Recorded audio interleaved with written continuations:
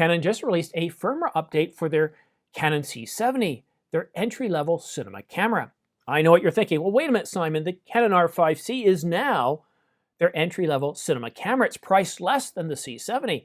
Yes, you are correct. They have announced it, but Canon Australia just issued a recall for that camera due to a manufacturing defect affecting autofocus. So we're not going to see the R5C for any time soon. So once again, the Canon C70 is Canon's entry-level cinema camera.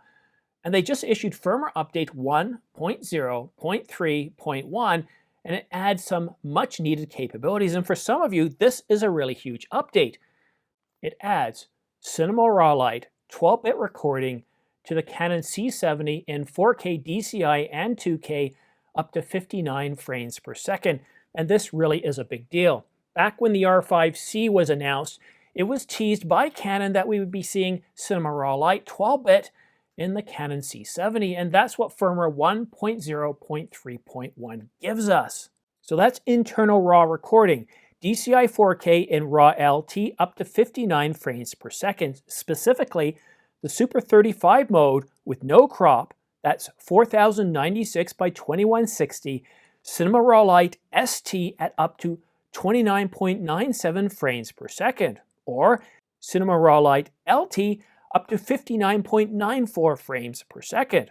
And in Super 16 mode, that's 2048 by 1080, we get Cinema Raw Light LT, ST, and HQ up to 59.94 frames per second. So really big deal. 12-bit Cinema Raw Light has been added to the Canon C70 at up to 59.94 frames per second. So all the frames per second that are included in this, 59.94, 50, 29.97, 25, 24, and 23.98.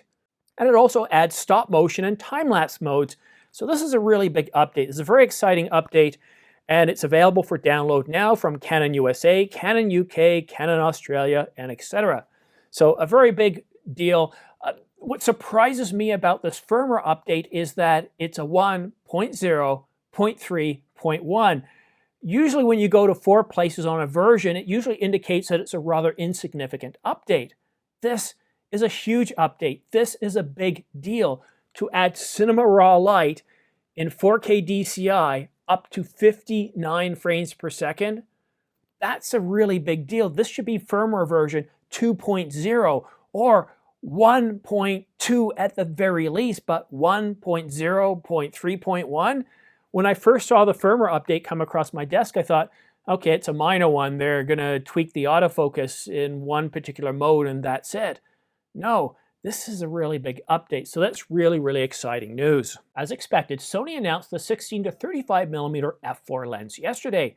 I talked about this lens in a previous video and I said if they get the price right, this is going to be a very popular lens. Well, Sony announced the 16 to 35mm f4 for $1,198.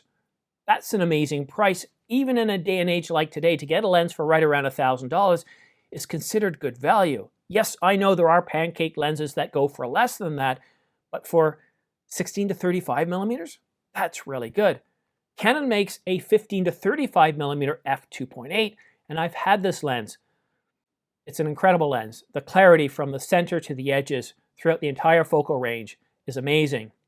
Chromatic aberration is significantly reduced. It truly is an amazing lens, but it's heavy. And as much as I like that f2.8 and as much as I appreciated the lens, it had a staggering price of $23.99, making it, well, not affordable. I ended up going with a 50mm f1.2. I could only afford one high-grade professional lens, and that 50mm I do use all the time. But I really had hoped that Canon would have come out with something like Sony has with this 15 to 35mm f4. I think it's an incredible focal length, and at that price, it's a bargain.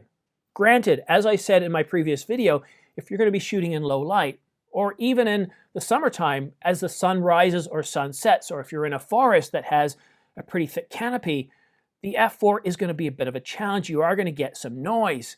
However, if you are an ordinary filmmaker or photographer, you're probably going to be able to deal with this. You're not going to really worry about it too much. And of course, if you mount just a simple light on top of your camera, you can light up your subject well enough that the noise isn't going to be an issue, at least not on your subject. 15 to 35 millimeter at $11.98. I think that's a really good deal. If Canon had a similar lens, I'd most likely buy it.